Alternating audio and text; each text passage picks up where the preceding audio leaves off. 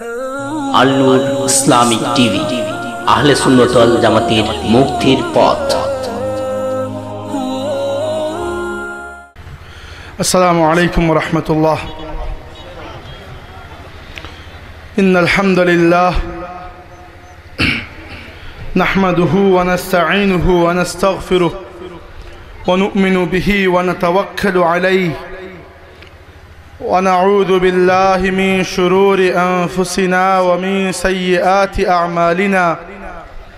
মান ইয়াহদিল্লাহু ফালা মুদিল্লা লাহু ওয়া মান ইউদ্লিল ফালা হাদিয়া লাহু।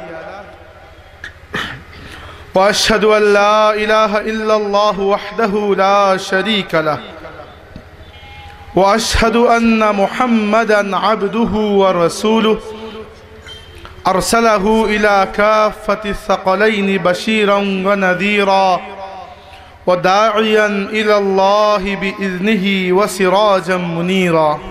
أما بعد، قال الله تبارك وتعالى في القرآن الكريم: أعوذ بالله من الشيطان الرجيم، بسم الله الرحمن الرحيم. يا أيها الذين آمنوا اتقوا الله ولتنظر نفس ما قدمت لغد واتقوا الله إن الله خبير بما تعملون. ولا تكونوا كالذين نسوا الله فأنساهم أنفسهم أولئك هم الفاسقون. لا يستوي أصحاب النار وأصحاب الجنة، أصحاب الجنة هم الفائزون. لو أنزلنا هذا القرآن على جبل لرأيته خاشعا متصدعا من خشية الله. وتلك الأمثال نضربها للناس لعلهم يتفكرون. صدق الله مولانا العظيم. صلوا على النبي صلى الله على سيدنا ومولانا محمد وعلى آله وأصحابه وسلم. صلى الله على سيدنا ومولانا محمد وعلى آله وأصحابه وسلم. জালালিয়া আল কোরআন গবেষণা পরিষদ উসমানীনগর বালাগঞ্জের উদ্যোগে আয়োজিত তাফসিরুল কোরআন মাহফিল এবং আল্লামা ফুলতলি সাহেব কিবলা রহমতুল্লাহ আলাইহির ইসালে সওয়াবে উপস্থিত সম্মানিত সভাপতি জনাব অধ্যক্ষ মৌলানা মোহাম্মদ সরওয়ার জাহান হুজুর এবং অত্র মাহফিলের আয়োজক কমিটিতে উপস্থিত উলামায়ে কেরাম, ছাত্রবৃন্দ, মুরব্বিয়ানে কেরাম, সম্মানিত হাজিরিন, আমরা সবাই আল্লাহ রব্বুল আলমিনের অসংখ্য শুকরিয়া আদায় করছি। রব্বুল আলমিন আমাদেরকে কোরআনে পাকের এই মাহফিলে উপস্থিত হওয়ার তৌফিক দিয়েছেন, আলহামদুলিল্লাহ। আমাকে বিষয় দেয়া হয়েছে কোরআন শরীফের সূরা হাশরের শেষ রুকু। যদিও পুরো রুকু আমি তিলাওয়াত করিনি, আল্লাহ রব্বুল আলমিন যদি তৌফিক দেন সংক্ষিপ্তভাবে আপনাদের সামনে সূরা হাশরের শেষ রুকু পুরোটাই আলোচনা করতে চাই। ওয়ামা তৌফিকি ইল্লা বিল্লাহ।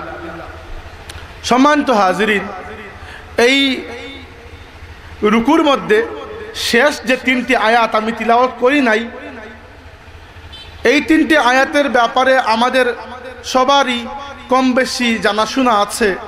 যেহেতু কোরআন শরীফের হাফিজে কোরআন ছাড়াও অন্যান্যদের যে কিছু আয়াত বা আয়াত সমূহ মুখস্থ থাকে, সূরা হাশরের শেষ তিনটি আয়াত প্রায় সবারই মুখস্থ থাকে। হুয়াল্লাহুল্লাযী লা ইলাহা ইল্লাহু ইলাল আখির। দ্বিতীয়ত, এই কারণে এই রুকুটিকে আমি বেছে নিয়েছি যে আমার একটি টার্গেট থাকে ইদানিং যে কোরআন শরীফের যে সূরা বা আয়াত সমূহ আমরা নামাজে বেশি তিলাওয়াত করি, আমভাবে যেগুলো পঠিত হয়, এইগুলোর ব্যাপারে আলোচনা করলে আমরা বুঝতে পারবো আমাদের রব আমাদের সাথে কি কালাম করেছেন। যখন আমরা রবের সামনে দাঁড়িয়ে রবকে রবের কালাম শোনাবো, তখন আমরা বুঝতে পারবো আমরা আমাদের রবকে কি শোনাচ্ছি। দ্বিতীয়ত, এই রুকু বেছে নেওয়ার কারণ হচ্ছে এই রুকুতে ইসলামী আকীদার কিছু গুরুত্বপূর্ণ বিষয় আল্লাহ রাব্বুল আলামিন আমাদেরকে শিখিয়েছেন, যেগুলো আমভাবে ডিসকাস করা একটু কঠিন, কিন্তু কোরআন শরীফের আলোকে ডিসকাস করা যথেষ্ট সহজ। কারণ কোরআন শরীফ হচ্ছে সর্বশ্রেষ্ঠ ওয়াজ। আল্লাহ বলেছেন, ইয়া আইয়ুহান নাসু কাদ জাআতকুম মাউইযাতুম মির রাব্বিকুম, হে মানব জাতি, তোমাদের কাছে তোমাদের রবের পক্ষ থেকে ওয়াজ এসেছে। আল্লাহ কোরআন শরীফকে ওয়াজ বলেছেন। তাই কোরআন শরীফকে ওয়াজের বিষয়বস্তু বানিয়ে দিলে কোরআনের দাওয়াত মানুষের কাছে পৌঁছানো সহজ হয়। যেহেতু সময় কম, এইরকম ইন্ট্রোডাক্টরি কথাবার্তার সুযোগ নেই, 1 ঘন্টা মাত্র সময়, আমরা আল্লাহ রাব্বুল আলামিনের তৌফিক কামনা করে শুরু করি। বিসমিল্লাহির রহমানির রহিম। ইয়া আইয়ুহাল্লাযীনা আমানুত্তাকুল্লাহ, হে ঈমানদারগণ, তোমরা আল্লাহর তাকওয়া অর্জন করো। ওয়াল তানজুর নাফসুম মা কদ্দামাত লিগাদ, প্রত্যেকটি নফসের, সহজভাবে বলি, প্রত্যেকটি মানুষের উচিত হচ্ছে আগামীকালকের জন্য সে আল্লাহর কাছে কি পাঠাচ্ছে সেই ব্যাপারে একটু চিন্তা করা। ওয়াত্তাকুল্লাহ, তোমরা আল্লাহকে ভয় করতেই থাকো। ইন্নাল্লাহা খাবীরুম বিমা তা'মালুন, নিশ্চয়ই তোমরা যা করো আল্লাহ এই সম্পর্কে সম্পূর্ণ খবর জানেন, রাখেন, তিনি সর্বজ্ঞাত। এই আয়াতের মধ্যে দুটি গুরুত্বপূর্ণ বিষয় রয়েছে। একটি হচ্ছে আল্লাহ রাব্বুল আলামিন বলেছেন, হে ঈমানদাররা, তোমরা তাকওয়া অর্জন করো।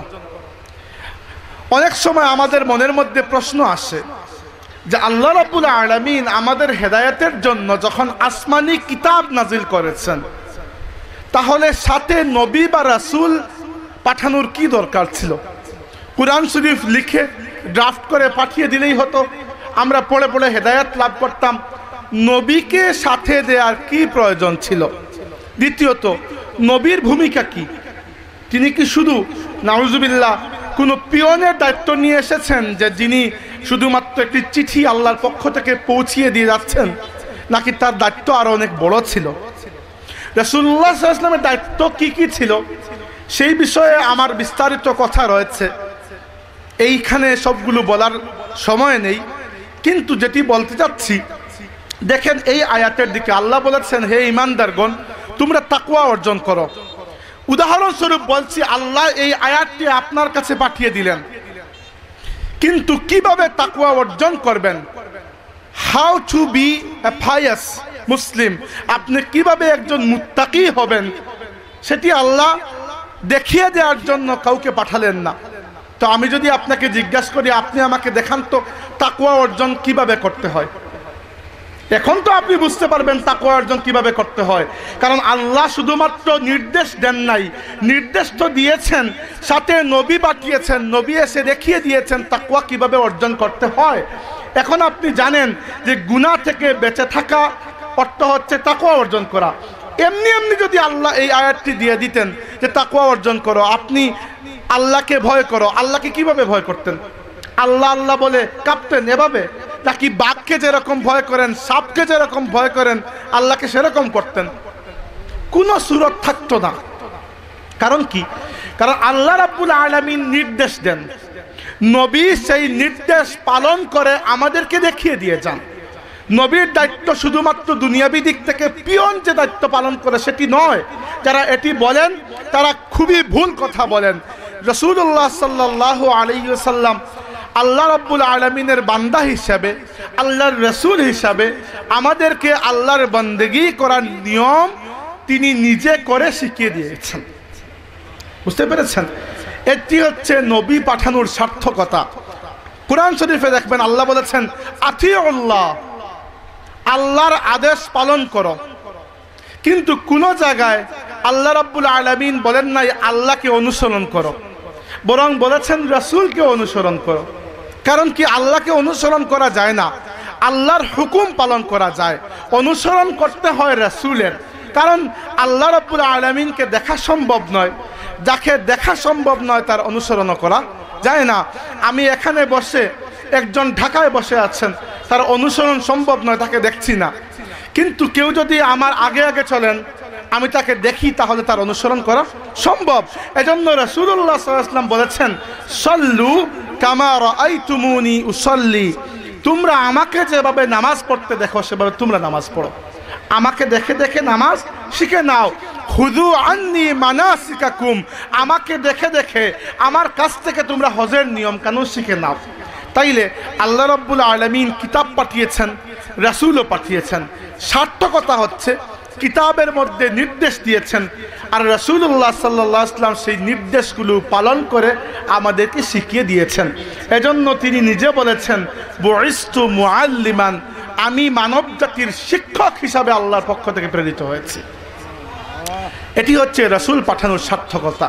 তাই আমরা তাকওয়া অর্জন করব সেভাবে যেভাবে রাসূলুল্লাহ সাল্লাল্লাহু আলাইহি ওয়াসাল্লাম করেছেন।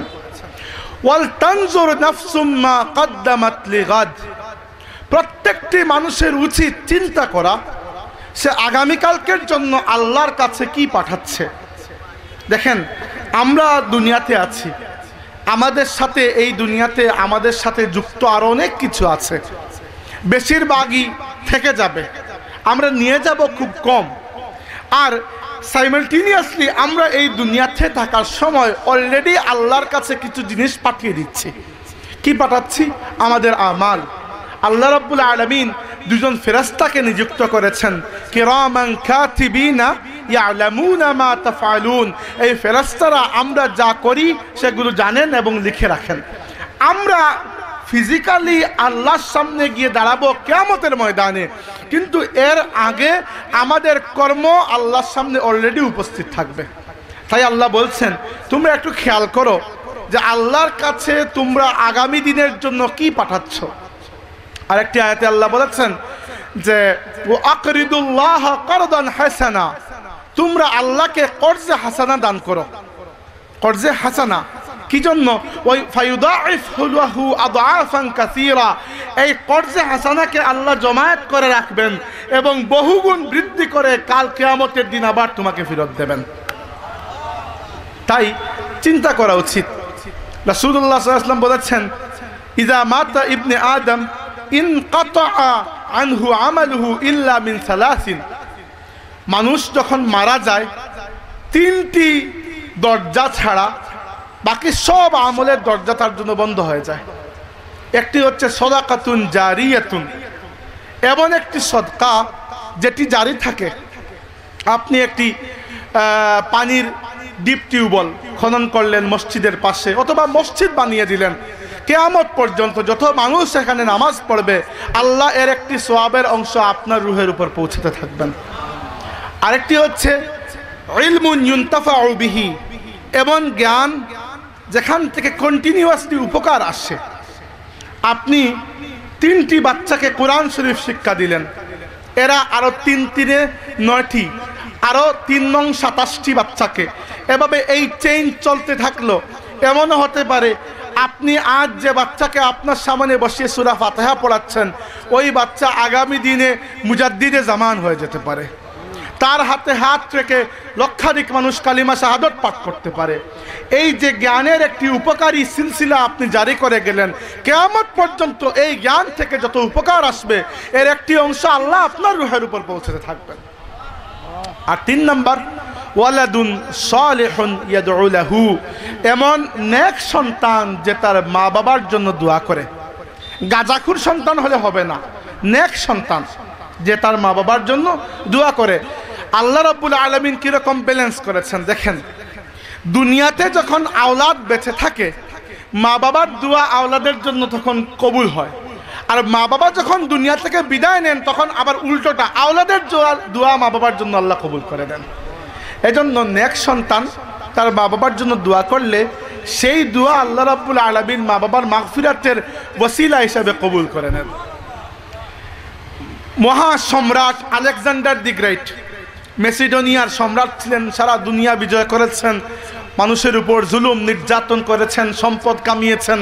মৃত্যুর আগে বলেছেন, আমার লাশ যখন তোমরা নিয়ে যাচ্ছ দাফন করার জন্য, তখন আমার রাষ্ট্রীয় কোষাগার থেকে সোনা, হীরা, মণিমুক্তা এগুলো হাতে নেবে এবং আমার লাশের কফিনের দুই পাশে এগুলো ফেলে ফেলে যাবে, কারণ মানুষ যেন দেখে যে আমি কবরে যাওয়ার সময় শূন্য হাতে যাচ্ছি, কিছুই নিয়ে যাচ্ছি না।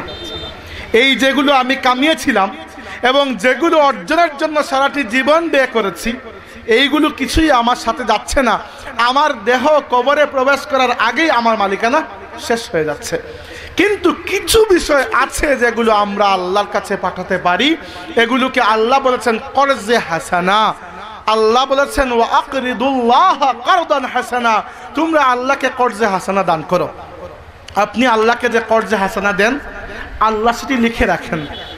وكل إنسان ألزمناه طائره في عنقه ونخرج له يوم القيامة كتابا يلقاه منشورا। আল্লাহ রাব্বুল আলামিন আমাদের সমস্ত তালিকা আমাদের বুকের মধ্যে গলার নেকলেসের মতো ঝুলিয়ে রাখেন। কিয়ামতের দিন একটি খোলা কিতাব বের করবেন, ইকরা কিতাবাকা কাফা বিনাফসিকা আল-ইয়াওমা আলাইকা হাসিবা। আল্লাহ বলবেন, পড়ে দেখো কি কি করে এসেছো, তোমার গলার মধ্যে আমি ঝুলিয়ে দিয়েছিলাম, আজকে তোমার নিজের বিচার করার জন্য তুমি নিজেই যথেষ্ট। তাই আল্লাহ বলেছেন ওয়াল তানজুর নাফসুম মা কদ্দামাত লিগাদ, প্রত্যেকটি মানুষের উচিত চিন্তা করা সে আগামীকালকের জন্য আল্লাহর কাছে কি পাঠাচ্ছে। যা পাঠাচ্ছ তা গিয়ে পাবে, আর যা রেখে যাচ্ছ একটিও সাথে যাবে না। আপনি 70 বছরের হায়াত পেলেন, ওই 70 বছরে কোরআন শরীফটা শুদ্ধ করে তিলাওয়াত করা শিখলেন না, আল্লাহর কসম করে বলছি কিয়ামতের দিন কোনো অজুহাত আপনার কাজে আসবে না। অ্যাটলিস্ট আমার তো এরকম কিছুই জানা নেই, জানা থাকলে বলবেন। কারণ আপনি যে অজুহাত আল্লাহর কাছে দেবেন, সেই অজুহাতের জবাব আল্লাহ অলরেডি আপনাকে দিয়ে রেখেছেন। আপনি কি অজুহাত দেবেন? আল্লাহ, পরিবার পরিজনের জন্য রুটি রোজগার করতে ব্যস্ত ছিলাম, কোরআন শিখতে পারি নাই। আল্লাহ, সম্পদ অর্জন করতে দুনিয়া খেতে ব্যস্ত ছিলাম, আমি কোরআন শুদ্ধ করে শিখতে পারি নাই। আল্লাহ রাব্বুল আলামিন আপনার অজুহাতের জবাব আগেই দিয়ে রেখেছেন। ইয়া আইয়ুহাল্লাযীনা আমানু লা তুলহিকুম আমওয়ালুকুম ওয়ালা আওলাদুকুম আন যিকরিল্লাহ ওয়া মান ইয়াফআল যালিকা ফাউলাইকা হুমুল খাসিরুন। হে ঈমানদারগণ, তোমাদের সন্তানাদি এবং সম্পত্তি যেন তোমাদেরকে আল্লাহর থেকে বিমুখ করতে না পারে। অতএব আপনার এই অজুহাত টিকবে না। চিন্তা করা উচিত ভাই সব, যে আমরা আল্লাহর কাছে কি পাঠাচ্ছি। ওয়াত্তাকুল্লাহ, তোমরা আল্লাহকে ভয় করতেই থাকো। ইন্নাল্লাহা খাবীরুম বিমা তা'মালুন, আল্লাহ খুব ভালো করে জানেন তোমরা যেগুলো করো। এবার এই আয়াতটি আমি শুনেছি, আমি কোথাও ব্যক্তিগতভাবে পড়ি নাই, শুনেছি তাসাউফের যে কয়েকটি সিলসিলা রয়েছে, এর মধ্যে একটি কাদেরিয়া সিলসিলা, ইমাম সৈয়দ আব্দুল কাদের জিলানী রহমতুল্লাহি আলাইহির নামে যেটি চলিত, সেই সিলসিলায় একটি মুরাকাবা রয়েছে যে আল্লাহ রাব্বুল আলামিন কুরআনুল কারীমে এরকম যে কয়েকটি আয়াত নাজিল করেছেন যে আমি তোমাদেরকে দেখছি, আমি তোমাদের ব্যাপারে জানি, তোমরা আমার দৃষ্টির মধ্যে আছো। এই আয়াতগুলো নিয়ে তারা মুরাকাবা করেন এবং এই মুরাকাবা গুনাহ থেকে বাঁচিয়ে রাখে। এবার আমি তো এতদূর পর্যন্ত যাই নাই, কিন্তু আমার বিশ্বাস যে ব্যক্তি এটি চিন্তা করতে পেরেছে যে আমার রব আমাকে সর্বদা দেখছেন, সে ব্যক্তি গুনাহ থেকে বেঁচে থাকতে পারবে। কারণ রাসূলুল্লাহ সাল্লাল্লাহু আলাইহি ওয়াসাল্লামের কি হাদিস রয়েছে, আল্লাহ নবী বলেছেন যে যখন চোর চুরি করে তখন সে মুমিন থাকে না। বুঝতে পেরেছেন? যখন মদ্যপানকারী মদ্যপান করে, হিনা ইয়াশরিবু ওয়া হুয়া লা ইয়াজনি জানি হিনা ইয়াজনি ওয়া হুয়া মুমিন, যখন কোনো জিনাকারী জিনা করে তখন মুমিন থাকে না। শরাবী যখন মদ্যপান করে তখন সে মুমিন থাকে না। চোর যখন চুরি করে তখন মুমিন থাকে না। তো মুমিন থাকে না মানে কি? কাফির হয়ে যায়। কিন্তু কাফির তো হওয়া সম্ভব নয়, কারণ আহলে সুন্নতের আকীদা হচ্ছে কোনো গুনাহগার যদি গুনাহ করে তাহলে সে কাফির হয় না, গুনাহগার হয়, কাফির হয় না, মুমিন থাকে। তাই যে আল্লাহর নবী বললেন যে কাফির হয়ে যায়, মুমিন থাকে না। জবাব হচ্ছে রাসূলুল্লাহ সাল্লাল্লাহু আলাইহি ওয়াসাল্লাম এখানে যে ইমানের কথা বলেছেন, সেই ইমান অনেক গভীর ইমান, এর নাম হচ্ছে ইয়াকিন। আল্লাহর নবী বলেছেন এই কথা যে একজন মানুষ যদি আল্লাহর কথা স্মরণ রাখে তাহলে সে আল্লাহর নাফরমানির কাজ করতে পারবে না। যেভাবেই হোক না কেন আমরা যখন গুনাহ করি, সচেতনভাবে হোক আর অসচেতনভাবে হোক, আমরা আল্লাহর অস্তিত্বের চিন্তাকে খানিকক্ষণের জন্য মাথা থেকে দূরে সরিয়ে রাখি, এজন্য আমরা গুনাহ করতে পারি। নইলে একজন মানুষ যে গুনাহ করতে উদ্যত হয়েছে তার মনের মধ্যে যদি থাকে যে আল্লাহ বলেছেন ওয়া হুয়া মাআকুম আইনামা কুনতুম, তোমরা যেখানেই থাকো তিনি তোমাদের সাথে আছেন, তাহলে ওই ব্যক্তি গুনাহ করতে পারবে না। যে কোনোভাবে হোক আল্লাহকে খানিকক্ষণের জন্য তার ভুলতে হবে। আল্লাহর নবী ওই কথাই বলেছেন যে আল্লাহ রাব্বুল আলামিন যে আমাদেরকে বলেছেন যে তিনি তোমাদেরকে দেখছেন। মানুষ যখন গুনাহ করে ওই চিন্তাকে সরিয়ে রাখে। দেখেন আমাদের এই দিন ইসলাম আল খাউফ ওয়ার রাজা, এই দুটি চেতনা নিয়ে চলে, জান্নাতের আশা এবং জাহান্নামের ভয়। এই দুটির মধ্য থেকে যদি কোনো একটিকেও আপনি সরিয়ে দেন তাহলে ইসলামী শরীয়তের ব্যালেন্স নষ্ট হয়ে যাবে। অনেকেই মনে করেন শুধু আল্লাহর মহব্বতে গুনাহ থেকে বেঁচে থাকা যায়। আমি শক্তির সাথে এই কথার সাথে দ্বিমত পোষণ করি। শুধুমাত্র আল্লাহর মহব্বত গুনাহ থেকে বেঁচে থাকতে পারে না। আল্লাহর মহব্বতের সাথে যদি আল্লাহর আযাবের ভয় থাকে, সেই ভয় মানুষকে গুনাহ থেকে বাঁচিয়ে রাখতে পারে। নইলে আল্লাহর মহব্বতে আপনি তাহাজ্জুদও পড়বেন আবার সুদও খাবেন। আর যদি সুদ খাওয়ার সময় মনে থাকে যে আল্লাহ বলেছেন ফাইল্লাম তাফআলু ফাযানু বিহারবিন মিনাল্লাহি ওয়া রাসূলিহি, যদি সুদ না ছাড়ো তাহলে আল্লাহ এবং তার রাসূলের সাথে যুদ্ধ করার জন্য প্রস্তুত হয়ে যাও। যদি এই যুদ্ধের কথা, আল্লাহর আযাবের কথা, আল্লাহর লানতের কথা আপনার স্মরণ থাকে তাহলে আপনি গুনাহ করতে পারবেন না। এজন্য কোরআন শরীফে এইরকম আয়াত আল্লাহ অনেকবার বলেছেন, বাসিরুন খাবিরুন ওয়া হুয়া মাআকুম আইনামা কুনতুম, তোমরা যা করো আল্লাহ দেখেন, আল্লাহ তোমাদের নিকটবর্তী, আল্লাহ তোমাদেরকে পরিবেষ্টন করে রেখেছেন। এই আয়াতগুলোর উদ্দেশ্য হচ্ছে আমরা যদি আল্লাহ রাব্বুল আলামিনের অস্তিত্বের কল্পনা আমাদের মাথায় সবসময় রাখতে পারি, মানুষ গুনাহ করতে পারবে না। সম্মানিত হাজিরিন, ইমানের স্তর রয়েছে। আমরা যে স্তরের ইমানদার এটি একেবারে বেসিক স্তর, আরও গভীরে ইমান পতিত হয়। আমরা মনে করি শুধুমাত্র লা ইলাহা ইল্লাল্লাহু মুহাম্মাদুর রাসূলুল্লাহ বলেছি আর কামিল মুমিন হয়ে গেছি, না। আল্লাহ বলেছেন ওয়াকালাতিল আরাবু আমান্না, হে নবী বেদুইনরা এসে দাবি করছে যে আমরা ইমানদার হয়ে গেছি। কুল লাম তুমিনু, আপনি বলুন তোমরা ইমানদার হতে পারো নাই। ওয়ালাকিন কুলু আসলামনা, বরং বলো আমরা ইসলাম কবুল করেছি, মুসলমান হয়ে গেছি, মুসলমানদের জামাতে প্রবেশ করে গেছি। ওয়ালাম্মা ইয়াদখুলিল ঈমানু ফি কুলুবিকুম, ঈমান এখনো তোমাদের অন্তরের মধ্যে প্রবেশ করতে পারে নাই। তার মানে শুধুমাত্র লা ইলাহা ইল্লাল্লাহ বললেই যে কামিল মুমিন হবেন তা নয়। এক সকালে ফজরের নামাজের পরে রাসূলুল্লাহ সাল্লাল্লাহু আলাইহি ওয়াসাল্লাম এক সাহাবীকে জিজ্ঞেস করলেন, কাইফা আসবাহতা, তোমার সকাল কি রকম হয়েছে? সাহাবী বললেন, আসবাহতু মুমিনান হাক্কান ইয়া রাসূলুল্লাহ, ইয়া রাসূলুল্লাহ আমার সকাল হয়েছে একজন পাক্কা ঈমানদার হিসাবে।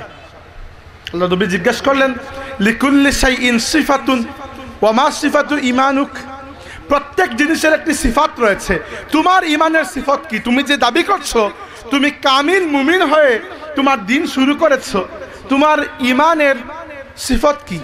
তিনি বললেন, ইয়া রাসূলুল্লাহ আমার ঈমান এই পর্যন্ত গভীরে পৌঁছেছে যেন আমি একদিকে তাকালে জান্নাত দেখতে পাচ্ছি, আরেক দিকে তাকালে জাহান্নামকে চোখের সামনে দেখতে পাচ্ছি, এরকম ঈমান।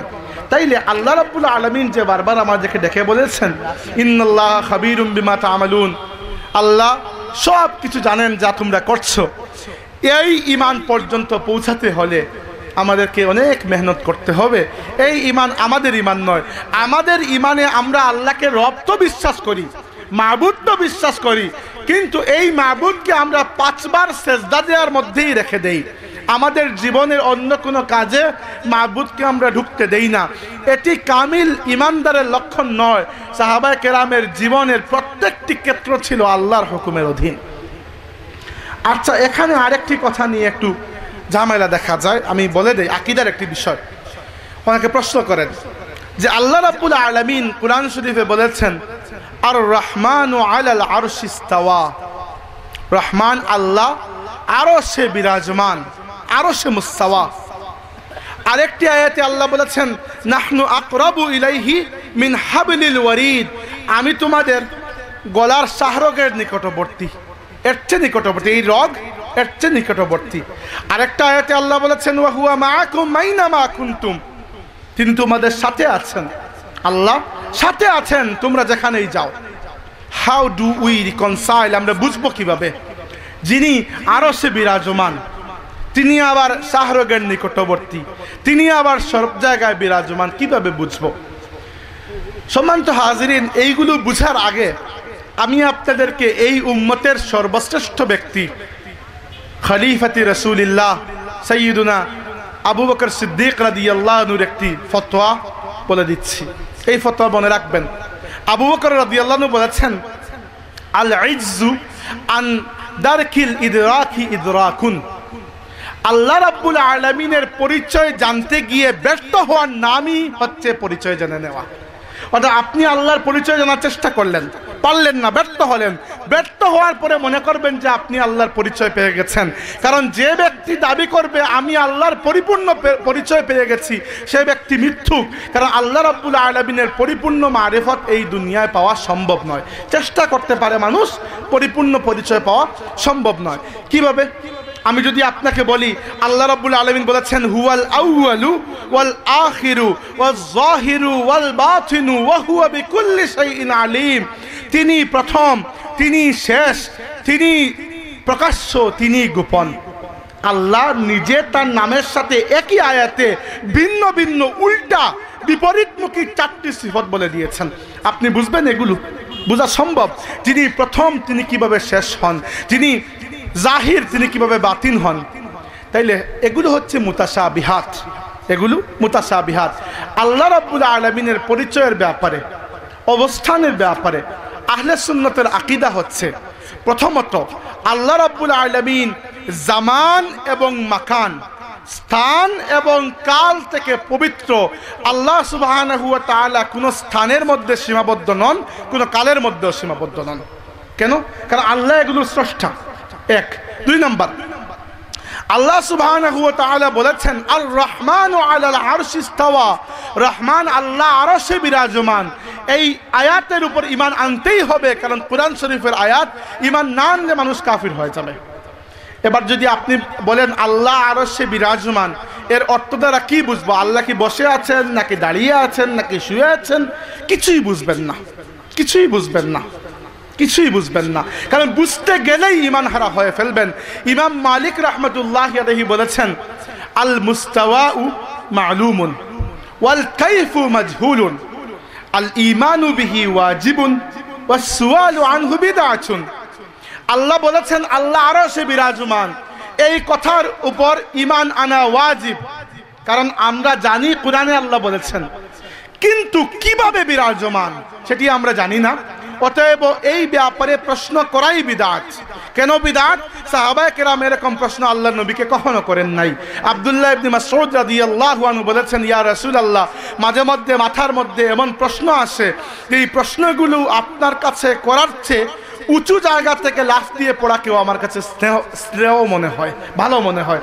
আল্লাহ নবী বলেছেন ইবনে মাসউদ, তোমার এই যে প্রশ্ন করার ইচ্ছা হয় আল্লাহর ব্যাপারে, গোপন প্রশ্ন, আর তুমি মনের মধ্যে দাবিয়ে রাখো, তবুও আল্লাহর প্রতি ঈমানকে পাকাপোক্ত রাখো, এই চিহ্নটি তোমার ঈমানের চিহ্ন। তাই সম্মানিত হাজিরিন, এই পেছের মধ্যে আমরা পড়তে যাব না। আল্লাহ বলেছেন রহমান আরশে বিরাজমান, বাস রহমান আরশে বিরাজমান। কিভাবে? কামা হাক্কুহু কামা শানুহু, তার শান যেভাবে সেভাবে। আল্লাহ আমাদের শাহরগের নিকটবর্তী, কিভাবে? তার শান যেভাবে। আল্লাহ বলেছেন ওয়া হুয়া মাআকুম আইনামা কুনতুম, তিনি তোমাদের সাথে আছেন যেখানেই তোমরা যাও। আমরা যেখানেই থাকি আল্লাহর ইলম, আল্লাহর কুদরত, আল্লাহর হুকুম, আল্লাহর তত্ত্বাবধান, আল্লাহর ক্ষমতা সদা সর্বদা আমাদেরকে বেষ্টন করে রেখেছে। ইলমান কুদরাতান, আল্লাহ অবশ্যই আমাদের সঙ্গে আছেন। এতদা সত্ত্বেও আল্লাহ আর রহমান ও আলাল আরশ ইস্তাওয়া। যারা এতটুকুতে বুঝতে পেরেছেন আলহামদুলিল্লাহ, যারা বুঝতে পারেন নাই আমি হাত জোড় করে বলছি আর বুঝতেও যাবেন না। না কবরে আপনাকে এই প্রশ্ন করা হবে, না হাসরের ময়দানে এই প্রশ্ন করা হবে। অতএব এত জটিল বিষয় আলিম উলামা ছাড়া অন্য কারো পক্ষে আলোচনা করারও দরকার নাই, যেহেতু প্রায় আমাদের সালাফি ভাইয়েরা এগুলো মাঠে ময়দানে বলে মানুষকে একটু বিভ্রান্ত করে দেন। আমি নিজের কানে শুনেছি এক সালাফি ভাই বিশ্ববিদ্যালয়ে পড়ার সময় আরেকজন যে ব্যক্তি নামাজই পড়ে না ভালো করে, এরা জিজ্ঞেস করতেছেন আইন আল্লাহ, আল্লাহ কোথায়, আল্লাহ কোথায়, এটি কি ধরনের প্রশ্ন? তাই এই প্রশ্নগুলো জনসম্মুখে নিয়ে এসে তর্ক করা একেবারে বুকামি এবং সাহাবায়ে কেরামের আদর্শের খেলাফ বিদআতি একটি কালচার। আমরা আল্লাহর প্রতি ঈমান আনি যেভাবে আমরা ঈমান এনেছি। আপনারা পড়েছিলেন আমানতু বিল্লাহি কামা হুয়া বিআসমাইহি ওয়া সিফাতিহি ওয়া কাবিলতু জামিআ, তাই না? আমরা পড়েছিলাম। তো আমরা আল্লাহর উপর এভাবে ঈমান আনি, আমানতু বিল্লাহি কামা হুয়া বিআসমাইহি ওয়া সিফাতিহি, আল্লাহর নামসমূহ, আল্লাহর গুণাবলী সমূহ যেভাবে আল্লাহ এগুলোকে পছন্দ করেছেন, যেভাবে এগুলো আল্লাহর জন্য আছে, সেভাবে আমরা এগুলোর প্রতি ঈমান নিয়ে আসলাম। সুন্দর না এরকম? আপনাকে রাজপথ ছেড়ে এই অন্ধকার গলি দিয়ে প্রবেশ করতে হবে না। তবুও সংক্ষেপে এই আকীদা বলে গেলাম। যারা আলিম উলামা বুঝতে পেরেছেন যথেষ্ট, যারা বুঝতে পারেন নাই, বাচ্চা কাচ্চা এখানে উপস্থিত আছেন, দরকার নাই বুঝার, এগুলো কঠিন বিষয়। আমরা আগাই। আল্লাহ বলেছেন ওয়ালা তাকুনু কাল্লাযীনা নাসুল্লাহ, তোমরা এমন মানুষের মতো হয়ে যেও না যারা আল্লাহকে ভুলে গিয়েছে। ফাআনসাহুম আনফুসাহুম, এর পরিবর্তে আল্লাহকে ভুলে যাওয়ার কারণে আল্লাহ তাদের নিজেদেরকেই ভুলিয়ে দিয়েছেন। উলাইকা হুমুল ফাসিকুন, এরাই ফাসিক। এবার প্রশ্ন আসে, আল্লাহকে কারা ভুলে যায়? যারা আল্লাহকে ঈমান আনে না, নাস্তিক, মুরতাদ অথবা কাফির, এরা আল্লাহকে ভুলে যায়। আল্লাহ বলেছেন কি, এর বিনিময়ে আমি তাদেরকে নিজেদেরকেই ভুলিয়ে দেই। প্রশ্ন আসে, যারা আল্লাহকে ভুলে যায়, ধরেন একজন নাস্তিক আল্লাহকে ভুলে যায়, আল্লাহ বলেছেন কি, নাস্তিকের ওই ভুলে যাওয়ার বিনিময়ে আমি তাকে নিজেকেই ভুলিয়ে দেই। তো কই, নাস্তিক তার নিজেকে তো ভুলে না। একজন মানুষ আল্লাহকে অস্বীকার করলো, বলল আমি আল্লাহতে বিশ্বাস করি না, তাইলে সে নিজেকে ভুলে যাবে, এটি তো কোরআন শরীফের কথা। কিন্তু আমরা দেখি সে 3 বেলা খেতেও ভুলে না, 1 বেলা গোসল করতেও ভুলে না, 2 বেলা ঘুমাতেও ভুলে না। তো আল্লাহ যে বললেন যে আমাকে ভুলে যায়, আমি তাকে নিজেকেই ভুলিয়ে দেই, কই আমরা তো দেখি কেউ কাউকে ভুলে না। তাহলে কি আল্লাহ মিথ্যা বলেছেন? নাউজুবিল্লাহ, না। কারণ কি, সম্মানিত হাজিরিন, আমরা আমাদের এই শরীরকে আমাদের নিজ মনে করি। আল্লাহ এই শরীরকে আমাদের নিজ হিসাবে তৈরি করেন নাই। কিভাবে? আমি যদি বলি এটি কার হাত, আমি বলবো এটি আমার হাত, তাই না? এটি আমার টুপি, এটি আমার পাঞ্জাবি, এইগুলো আমার। তাহলে এই সবগুলোই যদি আমার হয়, তাহলে আমি কোথায়? আমি কোথায়? এই সবগুলো তো আমার। আল্লামা ইকবাল রহমতুল্লাহি আলাইহি গত শতাব্দীর সবচেয়ে বড় মুসলিম দার্শনিক ছিলেন দুনিয়ার বুকে। তিনি ইসলামী দর্শন শাস্ত্রকে কয়েকশো বছর এগিয়ে নিয়ে গেছেন। তার মূল ফিলসফি হচ্ছে মানুষের রুহকে নিয়ে, রুহ, নিজ, সেলফ, আত্মাকে নিয়ে। তো আল্লামা ইকবালকে তার এক ছাত্র সৈয়দ নাজির নিয়াজি প্রশ্ন করেছিলেন যে হযরত, মানুষ বলে যে আপনি আপনার এই ফিলোসফি, রুহের ফিলোসফি ধার করে এনেছেন গ্রিক ফিলোসফারদের কাছ থেকে। কেউ কেউ বলে আপনি নিয়ে এসেছেন রোমান ফিলোসফারদের কাছ থেকে, কেউ বলে আবার অন্য কোনো ফিলোসফারদের কাছ থেকে। আপনি বলুন, আপনি আপনার সমস্ত চিন্তা ভাবনা কোন জায়গা থেকে নিয়ে এসেছেন? দৃষ্টি চলে আসলো, আমরা কি